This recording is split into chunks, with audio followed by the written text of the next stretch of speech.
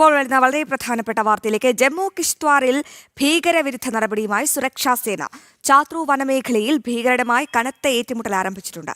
ഇന്നലെ രാത്രിയാണ് ഏറ്റുമുട്ടൽ തുടങ്ങിയത്. ഭീകരർക്കായി തിരച്ചിൽ തുടരുന്നു. വിവരങ്ങളുമായി എസ് നന്ദഗോപൻ ചേർന്നുണ്ട്. Nandagopan, good morning. ജമ്മു കിഷ്ത്വാറിൽ ഭീകരവിരുദ്ധ നടപടിയുമായി സുരക്ഷാ സേന മുന്നോട്ട് പോകുമ്പോൾ ഇനി ഈ വനമേഖലയിൽ ഉള്ള കനത്ത ഏറ്റുമുട്ടൽ എങ്ങനെയാണ് പുരോഗമിക്കുന്നത്?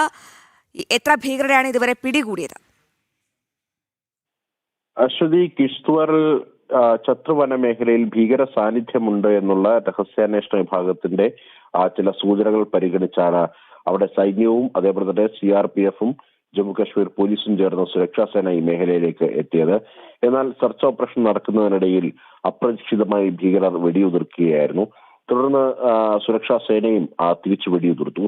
എന്നാൽ വനമാണ്, അതേപോലെ തന്നെ കാലാവസ്ഥ പ്രതികൂലമാണ്. അതുകൊണ്ട് തന്നെ ഭീകരരെ പിടികൂടാനായിട്ടില്ല. അതേസമയം ഭീകരരുമായിട്ടുള്ള കോണ്ടാക്ട് എസ്റ്റാബ്ലിഷ്ഡ് ആണ്.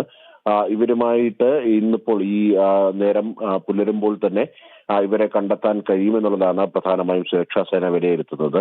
വെളിച്ചത്തിന്റെ അഭാവം തന്നെ ഇന്നലെ രാത്രിയിൽ ഈ എൻകൗണ്ടർ മുന്നോട്ട് കൊണ്ടുപോകാൻ വളരെ പ്രയാസകരമായിരുന്നു എന്നുള്ളതാണ് പ്രധാനമായും സൈനിക വൃത്തങ്ങൾ വ്യക്തമാക്കുന്നത്. ഇന്നിപ്പോൾ പുലർച്ചെ തന്നെ ഇതുമായി ബന്ധപ്പെട്ട നടപടികളിലേക്ക് കടക്കും. ഡോഗ് സ്ക്വാഡ്, അതേപോലെ തന്നെ ഡ്രോൺ അടക്കം അത്യാധുനിക സംവിധാനങ്ങൾ ഉപയോഗിച്ചുകൊണ്ട് സെർച്ചിങ് നടപടികളിലേക്ക് കടക്കും. ശേഷം സുരക്ഷാ സേന ഈ ഭീകരരെ പിടികൂടാൻ സാധിക്കുമെന്നുള്ള വിലയിരുത്തലാണ്. നിലവിൽ ഇപ്പോൾ ഭീകരരെ ആരും പിടിയിലായിട്ടില്ല. അതേസമയം ഭീകര സാന്നിധ്യം ഈ കിഷ്ത്വാറിലെ വനമേഖലയിൽ ഉണ്ട് എന്നുള്ളതാണ് പ്രധാനമായും അന്വേഷണ ഏജൻസി അല്ലെങ്കിൽ സൈനിക വൃത്തങ്ങൾ വ്യക്തമാക്കുന്നത്. അശ്വതി. ശരി നന്ദൻ, വിവരങ്ങൾ വ്യക്തമാണ്. ജമ്മു കിഷ്ത്വാറിലാണ് ഭീകരവിരുദ്ധ നടപടിയുമായി സുരക്ഷാ സേന മുന്നോട്ട് പോകുന്നത്. ചാത്രൂ വനമേഖലയിൽ ഭീകരരുമായി കനത്ത ഏറ്റുമുട്ടലാണ് നടന്നുകൊണ്ടിരിക്കുന്നത്. ഇനിയും ഭീകരരെ കണ്ടെത്താനുണ്ടെന്നതാണ് ഏറ്റവും പ്രധാനപ്പെട്ട വിവരം. നന്ദഗോപനാണ് വിവരങ്ങൾ നൽകിയത്.